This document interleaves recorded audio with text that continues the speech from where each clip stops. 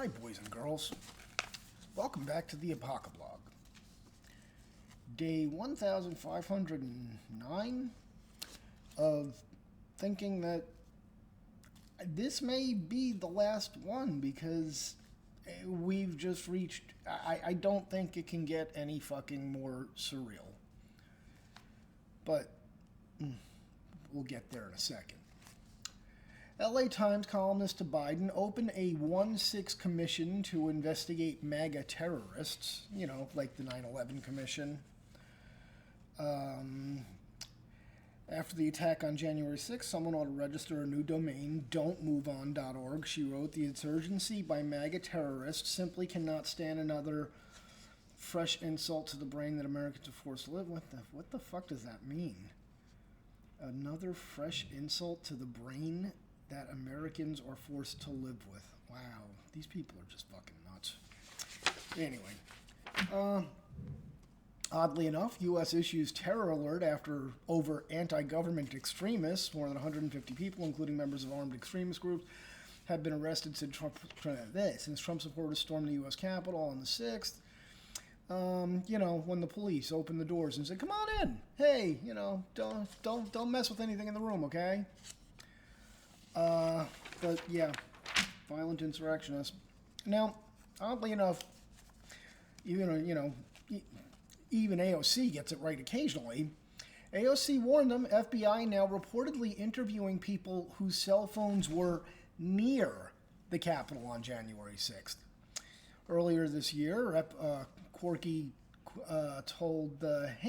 posted these handy instructions on how to protest over her Instagram feed, telling people that they should not bring their cell phones, or at the very least have the devices switched to airplane mode because they're easily trackable if left on. Don't bring cell phone without first turning off Face Touch ID, going on airplane mode, and disabling data, she advised.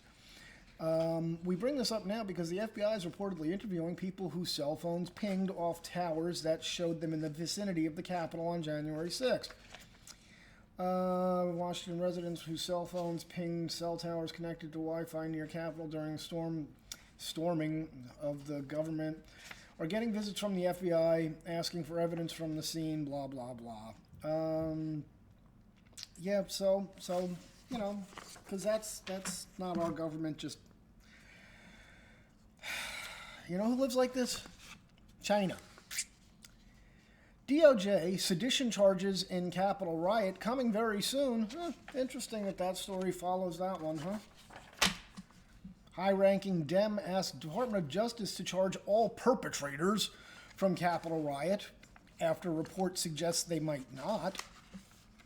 Well, there's a very good case for why they shouldn't charge anybody involved there, except for maybe the guy that shot that, innocent woman in the neck. Democrat Stephanie Murphy pushes legislation to ban anyone who participated in Stop the Steal activities and anyone in QAnon from holding a security clearance or joining the military. So, heaven forbid you have an independent thought. Now, on to the case for why we probably shouldn't charge anybody with anything. Buckle up, kids. Black Lives Matter terrorists nominated for Nobel Peace Prize after causing $2 billion in damages in 2020 mob riots. This is, Donald Trump brought peace to the Middle East, but we're nominating BLM for a Nobel Peace Prize because BLM Antifa mobs have caused over $1 billion in damages in cities across America since May. In Minneapolis alone, Black Lives Matter mobs damaged or destroyed over 1,500 businesses or buildings. Over 700 police officers were injured in the BLM riots, and that was back in June. On Friday, BLM terrorist movement was nominated for a Nobel Peace Prize. The Guardian reported that, Black Lives Matter movement nominated 2021 Nobel for the way it's called for systemic changes has spread around the world.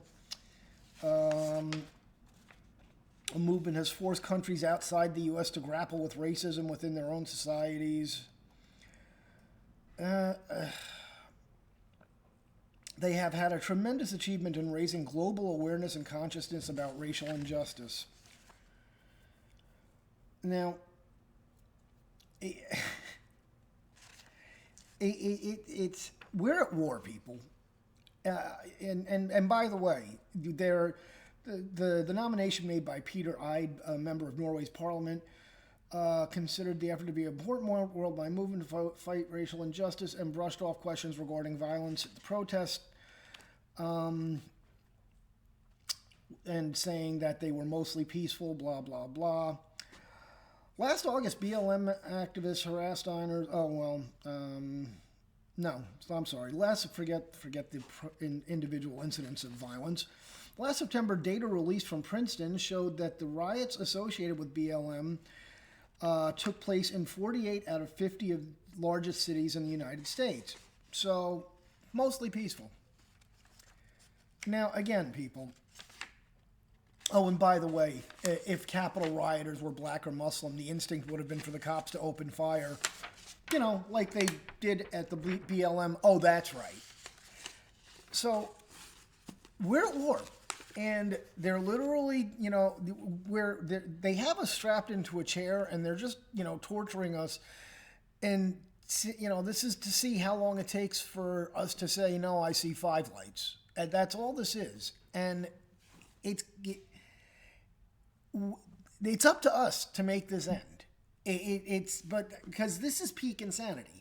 We're now labeling 75 million people that voted for Donald J. Trump as domestic terrorists and insurgents, and actual fucking violent protesters who are burning down cities, anarchists, are being nominated for the Nobel Peace Prize. So, and by the way, our government is behind the BLM Antifa people and completely against anyone who doesn't buy into that bullshit or who voted for Donald J. Trump.